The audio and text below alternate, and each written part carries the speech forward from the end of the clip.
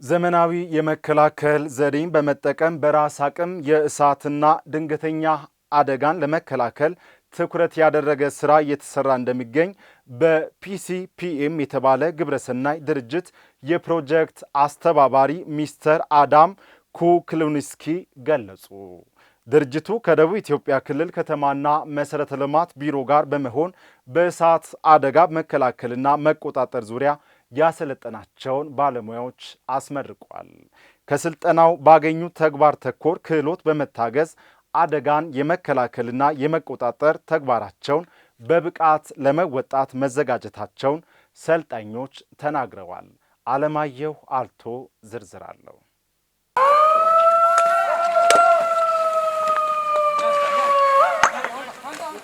በፖላንድ የውጭ ጉዳይ ሚኒስትር የገንዘብ ድጋፍ የሚንቀሳቀሰው ፖሊሽ ሴንተር ፎር ኢንተርናሽናል ኤድ የተሰኘ መንግስታዊ ያልሆነ ግብረሰናይ ድርጅት ከደቡብ ኢትዮጵያ ክልል ከተማና መሰረተ ልማት ቢሮ ጋር በመተባበር በክልሉ ከወላይታ ሶዶ ከተማና ከዲላ ከተማ ለተወጣጡ የእሳት አደጋ ባለሙያዎች የአቅም ግንባታ ስልጠና ሰጥቷል። ድርጅቱ በሌሎች አካባቢዎችም በተመሳሳይ መልኩ ስልጠናዎችን ሲሰጥ መቆየቱን ያነሱት የፕሮጀክቱ አስተባባሪ ሚስተር አዳም ኩክሉንስኪ ስልጠናው ቀጣይነት ያለው ስለመሆኑ ገልጸዋል። Training is 2 weeks.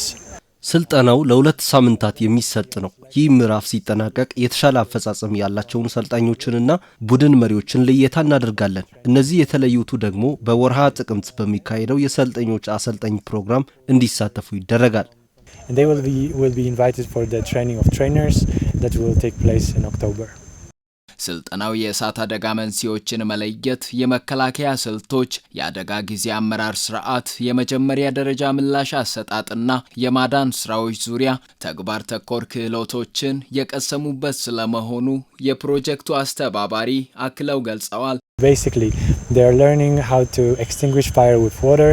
በመሰረታዊነት እሳትን፣ ውሃን፣ አረፋንና መሰል ሌሎች የማጥፊያ ዘዴዎችን በመጠቀም መቆጣጠር እንደሚቻል፣ መሰላሎችን እንዴት ተጠንቅቆ መገልገል እንዳለባቸው፣ መቆለፊያ ነቃይ፣ ቼንሶ የሚባል በእጅ የሚያዝ በማሽን ኃይል የሚሰራ መጋዝ አጠቃቀም፣ እንደዚሁም የሥራ አፈጻጸም ሪፖርት አቀራረብ ዘዴ ዙሪያ በቂ ክህሎት እንዳገኙ ተስፋ እናደርጋለን።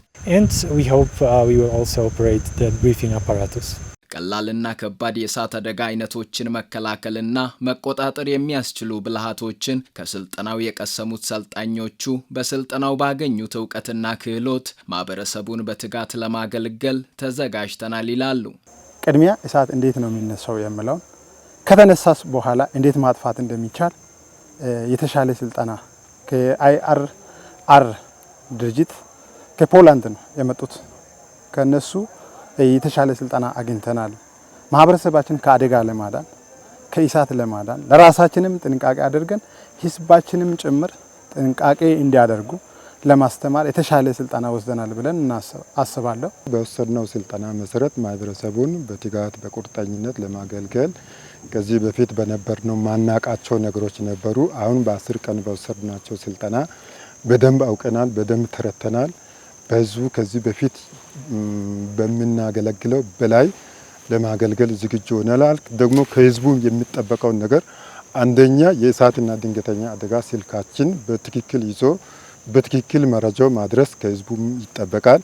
ሁለተኛ ደግሞ ቤንዚንና ናፍጣ በሱቅ አካባቢ በመኖሪያ አካባቢ የሚሸጡትም በተሻለ መጠን እንዲቀንሱ የማድረጉ ነገሮች ከህዝቡም ስለሚጠበቅ እንደዚህ አይነት ነገሮችን ለማስተማርም ሙሉ ስልጠና ወስደናል። ከክህሎት ስልጠናው ባሻገር ለመዋቅሮች የቁሳቁስ ድጋፍ ያደረገው መቀመጫውን ፖላንድ ያደረገው ይህ ድርጅት ላለፉት 10 ቀናት በወላይታ ሶዶ ሲያሰለጥናቸው የነበሩ የእሳት አደጋ ሰራተኞችን አስመርቋል።